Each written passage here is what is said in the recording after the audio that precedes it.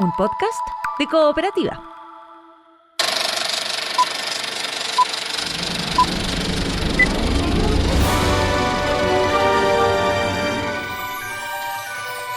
Hola, ¿cómo están? Soy Joel Poblete y este es Estrenos y Razones, el podcast que te cuenta por qué ver y por qué no ver alguna de las películas que están dentro de la cartelera nacional. Esta es una presentación de cooperativapodcast.cl.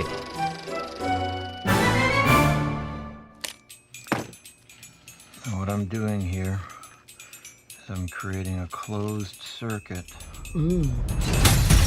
Very important to keep your cap shunted like this so you don't accidentally detonate your charge. Don't stop. I want you to create a show. This is an announcement on revolution. The message is clear. I'll be seeing you very soon. Not if I see you first. En esta ocasión voy a recomendar un largometraje que para muchos y muchas, incluyéndome, era uno de los títulos más esperados del año, que al fin llegó a la cartelera y afortunadamente no solo cumplió con las expectativas, sino que las superó y está recibiendo muchos elogios. Se trata de Una batalla tras otra, de Paul Thomas Anderson. Me and Mom used to run around and do some real bad shit. They got hurt. Now they're coming after us. I'm sorry. I didn't ask for this. That's just how the cards were rolled out for me. It's not cards. You don't roll cards. It's dice. Dad, what is wrong with you? You're right. Let's go.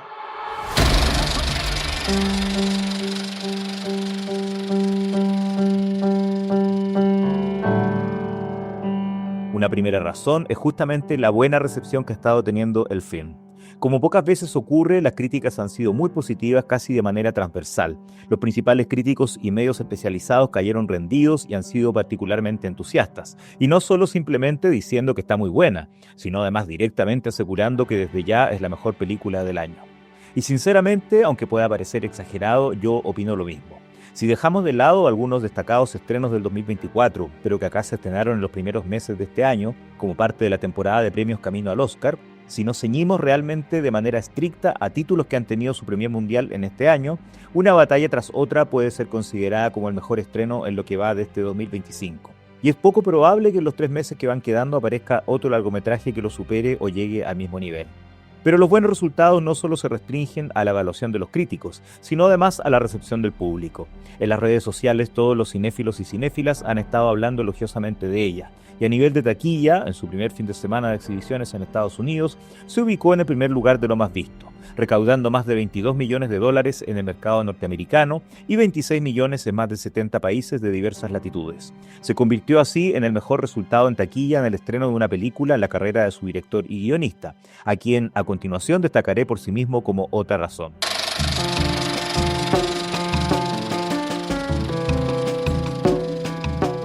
Me refiero, por supuesto, al gran Paul Thomas Anderson, y es un gusto volver a hablar de una película suya en este podcast, 3 años después de ese verano del 2022, cuando estuve comentando aquí su anterior largometraje, Licorice Pizza. En esa oportunidad decía que desde ya ese sería uno de mis títulos favoritos de ese año cinematográfico, y así fue. Por eso me encanta que esté de regreso el cine de PTA, o PTA como le dicen los cinéfilos, y que nuevamente se trate de una película que me ha gustado tanto. Anderson es uno de esos nombres capaces de generar expectativas apenas se anuncia que tendrán un nuevo estreno. Con 9 largometrajes a lo largo de casi 3 décadas, algunos de ellos muy icónicos e influyentes, ha ido posicionándose como uno de los realizadores más valiosos e imprescindibles del cine estadounidense actual. Derechamente deberíamos decir uno de los grandes autores del cine mundial, no solo elogiado por los críticos y admirado por los cinéfilos, sino además reconocido con los premios más importantes. Desde ser uno de los pocos realizadores que ha conseguido ser premiado en al menos los que son considerados como los 3 principales festivales de cine del mundo, en Berlín, Oso de Oro por Magnolia y Oso de Plata por su dirección en Petróleo Sangriento, mejor director en el Festival de Cannes por Embriagado de Amor y también en Venecia por The Master, hasta los Oscar, donde desde 1998 ha estado recibiendo nominaciones en distintas categorías. 3 veces ha sido nominado a Mejor Película y Mejor Dirección, con Petróleo Sangriento, El Hilo Fantasma y Licorice Pizza. Por todo esto, cada nueva película de PTA o de PTA es esperada y recibida con ansias por los cinéfilos y cinéfilas, no solo en Estados Unidos, sino en todo el mundo, y hace que él sea una razón por sí mismo.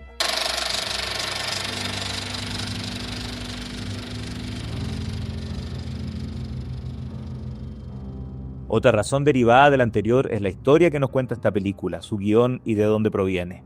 Además de sus reconocidas habilidades en la puesta en escena, Anderson ha destacado siempre por los elementos argumentales y narrativos de sus películas, y eso también se ha visto reflejado en premios y nominaciones. De hecho, su primera nominación al Oscar fue en 1998, por su guión original para Boogie Nights, y desde entonces ha sido nominado nuevamente por Magnolia, Petróleo Sangriento, Vicio Propio y Licorice Pizza, en algunos casos por guión original, en otros por adaptaciones, como sucede ahora en Una batalla tras otra. Y no es cualquier adaptación, porque como ya lo hizo en Vicio Propio, acá Anderson vuelve a basarse en una novela de quien es considerado por los expertos como uno de los grandes autores de la literatura estadounidense contemporánea, el escritor Thomas Pynchon, una de las figuras más enigmáticas de la cultura de ese país, actualmente de 88 años, pero que se mantiene alejado de la prensa, medios de comunicación y redes sociales. Nunca da entrevistas e incluso son escasas las fotografías que se conocen de él, la mayoría son de su juventud, ya que si bien se hizo conocido en los años 60, se las ha ingeniado para permanecer incógnito a lo largo de más de medio siglo. Hace una década, la adaptación de la novela de Pynchon Inherent Vice, en la película homónima, estrenada por estos lados como Vicio Propio, le significó a Anderson reacciones muy mixtas, y a pesar de sus logros en distintos aspectos, es considerada su película que menos ha funcionado y convencido al público y la crítica.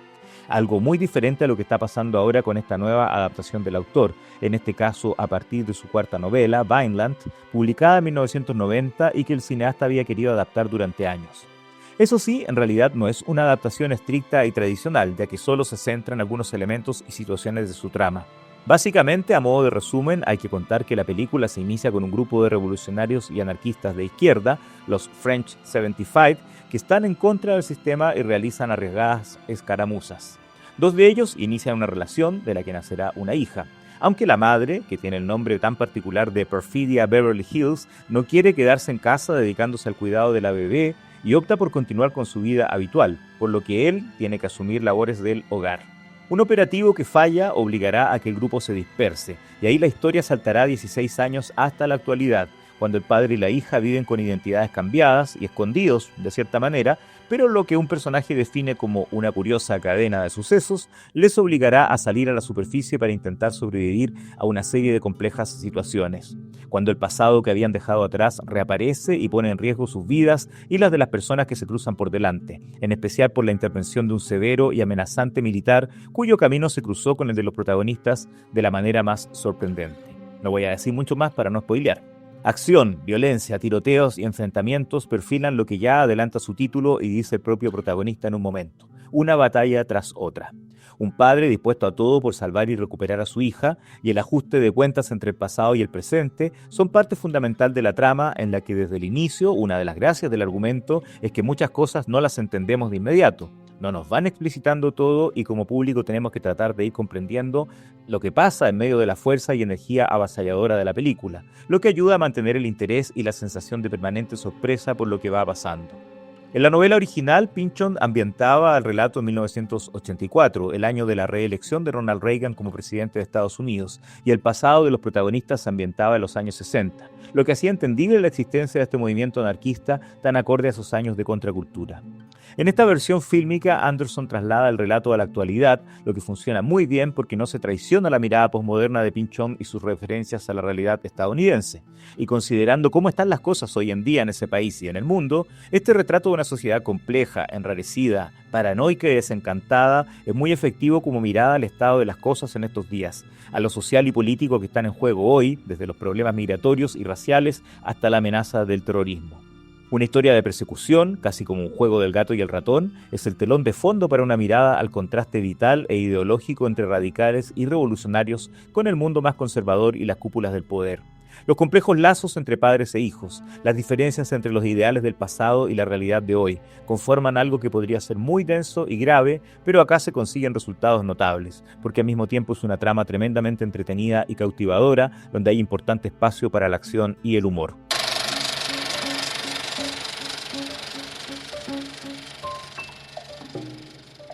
Y como ya comentaba hace 3 años al hablar de Licorice Pizza, si estamos hablando de una película de Anderson, ¿cómo no destacar a su elenco? Desde sus inicios, el cineasta ha demostrado ser un gran director de actores y actrices, porque él es de aquellos que saca al máximo partido tanto a sus personajes protagónicos como a aquellos secundarios que aparecen brevemente, pero tienen una presencia indeleble, incluso encarnados por actores prestigiosos o reconocidas figuras. Acá, ya de antemano, había expectativas con lo que se podría apreciar de un reparto encabezado por 3 actores ganadores del Oscar: Leonardo DiCaprio, Benicio del Toro y Sean Penn, con el primero trabajando por primera vez con este cineasta. Este año se cumplieron 3 décadas desde que lo vimos en cines chilenos con la película que lo dio a conocer y lo llevó a su primera nominación al Oscar, A Quien Ama Gilbert Grape, y ahora con un look que ya en estos días se ha vuelto icónico, vestido con una bata tal como se encontraba en el momento en que se ve involucrado en la acción. En su primer trabajo con Anderson, DiCaprio consigue un personaje que recuerda al Jeff Bridges del Gran Lebowski, y desde ya se puede decir que es una de sus mejores interpretaciones de los últimos años, y bien podemos considerarla entre las más logradas de su carrera. Con un gran despliegue físico, su personaje transmite todas las vertiginosas emociones por las que debe pasar, y tan pronto nos preocupa y estamos de su lado, preocupados por lo que le va a pasar, como al mismo tiempo nos reímos con las a veces absurdas situaciones en las que se ve envuelto, en especial cuando le toca compartir escenas con el siempre sólido Benicio del Toro, un cuarto de siglo después de la película que lo hizo famoso y le permitió ganar un Oscar, Traffic, y quien ya había sido dirigido antes por Anderson en Vicio Propio. A la vez, ya lo vimos este año, una película dirigida por el otro cineasta famoso de ese apellido, Wes Anderson, en El Esquema Fenicio, de la que estuvimos hablando también en el podcast en junio pasado. La química y el timing cómico entre DiCaprio y del Toro son notables, y le da frescura y encanto a los momentos que sirven como alivio en medio de la intensidad, la acción y las tensiones. Pero quien sin duda está increíble y ya está recibiendo las mejores críticas es Sean Penn, quien a sus 65 años y en el rol del coronel del ejército Stephen Lovejoy casi se roba la película y para muchos expertos debería recibir la 6ª nominación al Oscar de su carrera, un premio que ha ganado 2 veces como mejor actor, al que no es nominado desde hace 15 años, pero en esta ocasión sería por primera vez como mejor actor secundario. Sean Penn ya trabajó con Anderson en Licorice Pizza, pero ahí su participación era más secundaria. Lo hemos visto en tantos roles tan distintos. Ya sabemos que es uno de los mejores actores de su generación y en personajes de militares lo hemos visto incluso desde su juvenil debut en cine en 1981, en Taps, Más allá del honor, y también como soldado en otros títulos como Pecados de guerra de Brian De Palma y la notable La delgada línea roja de Terrence Malick. Pero lo que consigue acá llega a otro nivel, un rol tenso e intenso, amenazante y que genera incertidumbre, inquietud, con un gran compromiso físico, pero que también permite intuir o adivinar lo que puede estar pasando por su atormentada cabeza. De verdad notable. Y no me puedo centrar solo en estos 3 ganadores del Oscar, porque aunque sale menos de lo que nos gustaría en pantalla, Teyana Taylor, quien entre otras cosas es actriz, cantante, modelo y bailarina, tiene una presencia tremendamente seductora, desenfadada y magnética como perfila Beverly Hills.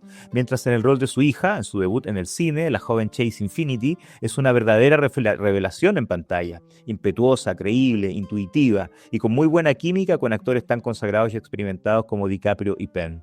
En roles más secundarios también se lucen desde actores como Tony Goldwyn y el veterano comediante Jim Downey, hasta la llamativa Jungle Pussy de Shayna McHale, la protagonista de la película anterior de Anderson, Licorice Pizza, o sea, la cantante y actriz Alana Haim, y una muy humana y conmovedora Regina Hall, a quien conocimos en su faceta cómica hace un cuarto de siglo como Brenda en las películas de parodia Scary Movie. Solo por mencionar algunos y algunas, porque una vez más, como en el resto de su filmografía, Paul Thomas Anderson consiguió convocar aquí a un casting extraordinario, lo que no debería extrañar de alguien que en el pasado ha ayudado a que brillen desde estrellas en registros muy distintos a lo habitual en sus carreras, como Burt Reynolds, Tom Cruise y Adam Sandler, hasta increíbles actores como Julianne Moore, Philip Seymour Hoffman, Joaquin Phoenix y Daniel Day-Lewis, entre muchos y muchas más.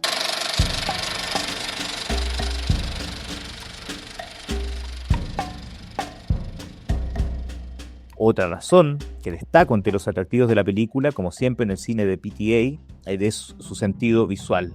Hablando de su anterior largometraje, Licorice Pizza, destacaba aquí lo atractiva y distinta que se percibía en el conjunto de su filmografía, como su película más refrescante, ligera y juguetona, y en la que era muy importante el sentido de permanente movimiento de la cámara y sus personajes. Y acá nuevamente estamos ante una película en la que, a pesar de que podemos encontrar elementos que ya reconocemos de la filmografía del cineasta, se siente novedosa y distinta. En este caso, por ser algo que en principio parece una producción típica de Hollywood, con acción, explosiones, persecuciones y disparos, pero que va mucho más allá de su apariencia. Ya esto resalta desde el uso de sus locaciones en adelante. Algunas de sus películas, o de las películas más destacadas de Anderson, transcurren en la zona donde se crió y donde vive, el Valle de San Fernando, Los Ángeles, como ya sucedía con Boogie Nights, Magnolia, Embriagado de Amor y Licorice Pizza, pero acá se aventura nuevamente en otros sectores, siempre en California, como Sacramento y San Diego, e incluso en El Paso, Texas. Hay algo de western acá, también hay mucho de película policial clásica, hay suspenso y hay humor negro y mucha acción. Una mezcla que quizás no todo el mundo habría asociado con Anderson, pero que funciona de manera notable. Hay un logrado trabajo de ambientación, de dirección de arte y diseño de producción, incluso por muy cotidiano que se vea todo, hasta el vestuario se contó con una verdadera eminencia. Colleen Atwood, la veterana diseñadora que ha ganado 4 Oscars en ese ámbito por películas tan distintas a esta como Chicago, Memorias de una Geisha, Alicia en el País de las Maravillas y Animales Fantásticos y Dónde Encontrarlos. Y en la dirección de fotografía vuelve a estar Michael Bowman como en Licorice Pizza. Y por supuesto que también quiero elogiar su montaje, ya que la labor del montajista Andy Jurgensen es esencial para el ritmo de la película, con su energía e intensidad constante, pero que además es capaz de darse tiempo para las pausas tan necesarias. Jurgensen también fue el encargado de la edición en Licorice Pizza y creo que su trabajo es clave para que las 2 horas 40 minutos se pasen volando y no nos demos cuenta cómo ha avanzado la hora hasta que termina ya la película.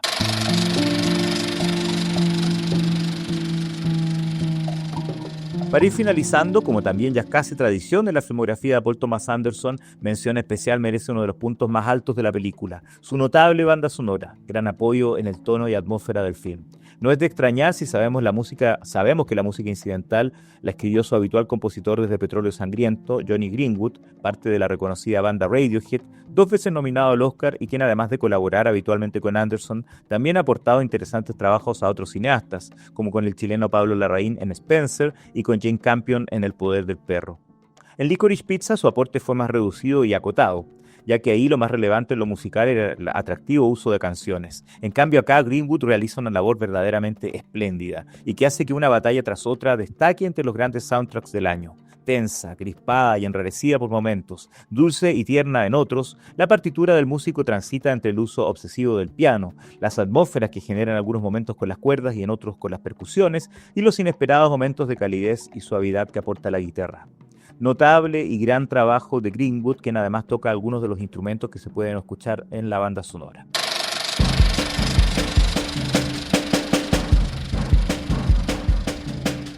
Cuando a lo largo del año se fueron conociendo los primeros afiches y trailers de la película, costaba entender con qué nos encontraríamos. Parecía un producto tan genuinamente hollywoodense, tan cliché y convencionalmente de acción, que muchos temieron que Paul Thomas Anderson se había prácticamente vendido al sistema.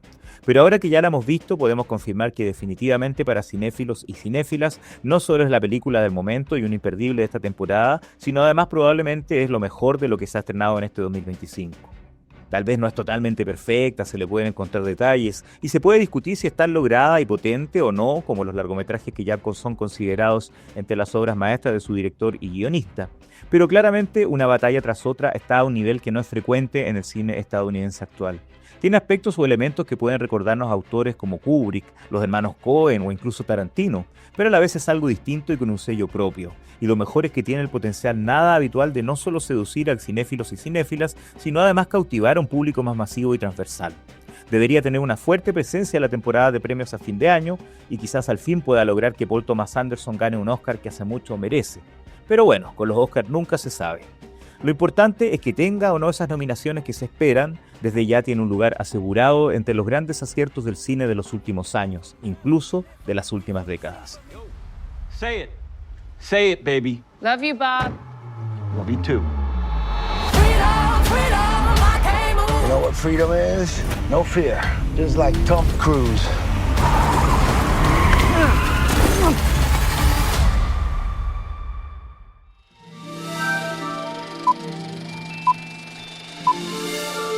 Estrenos y razones. Esta es una presentación de cooperativapodcast.cl.